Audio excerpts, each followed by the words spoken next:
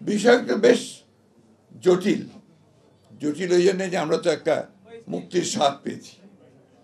জটিল এই জন্যে যেমন মুক্তিকে আমরা কাজে লাগানো, যে আলোচনাগুলো এখানে হয়েছে, যে একটা গণতান্ত্রিক সংস্কৃতি গড়ে তোলে, একটা সত্যিকার অর্থেই একটা গণতান্ত্রিক সংস্কার করে একটা গণতান্ত্রিক বাংলাদেশ নির্মাণ করা, এটা নিঃসন্দেহে একটা জটিল কাজ আমাদের দেশের প্রেক্ষিতে।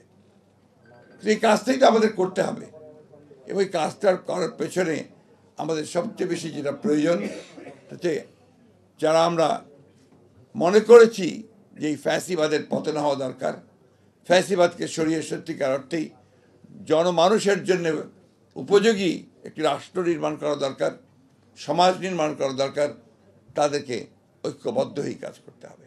আমার মনে হয় এটা অত্যন্ত আপনার পরিকল্পিতভাবেই এই অবস্থাটা সৃষ্টি করা হচ্ছে, এবং সেটা করছে যে পতিত ফ্যাসিবাদ, তারাই আজকে এই অবস্থাটা তৈরি করছে। তা আমরা যারা আছি, যারা পক্ষে ছিলাম, যারা লড়াই করেছি, সংগ্রাম করেছি, আমরা কেন এখানে বিভাজন সৃষ্টি করছি? আজকে বিভিন্ন জায়গায় বিভিন্ন কথা শুনলে রীতিমতো ভয় হয় যে আজকে আমরা এই সময় এখনই এটাকে আমরা পুরো আন্দোলনকে একটা ভিন্ন দিকে নেওয়ার চেষ্টা করছি। আমি খুব, আমার কাছে যেটা মনে হয় আমি সেটাই বলছি খুব স্পষ্ট করে। আমাদের তো লক্ষ্য এখন একটাই হওয়া উচিত, সে লক্ষ্যটা হচ্ছে আমরা একটা সত্যিকার অর্থে একটা গণতান্ত্রিক রাষ্ট্র নির্মাণের জন্যে যে সংস্কারগুলো প্রয়োজন, সেই সংস্কারগুলো ন্যূনতম করে আমরা একটা সেই ধরনের একটা রাষ্ট্র গঠন করার জন্য একটা নির্বাচন করে একটা পার্লামেন্টে যাই। অনেকেই বলছেন যে নির্বাচনই তো আপনার গণতন্ত্র নয়। অবশ্যই নয়, কিন্তু তার জন্য তো আপনাকে একটা প্রক্রিয়া লাগবে। সেই প্রক্রিয়ার মধ্যে দিয়ে যে আমরা না যাই, তাতে আমরা সেই জায়গায় পৌঁছতে পারবো না।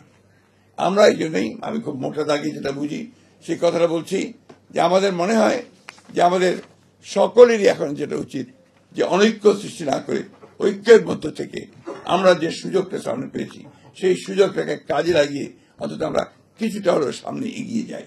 ফ্যাসিবাদ পরাজিত হয়েছে, ফ্যাসিবাদ যে কোনো সময় আবার ফিরে আসতে পারে, কারণ আমরা সেই রাস্তা যেন তৈরি করে না দিই।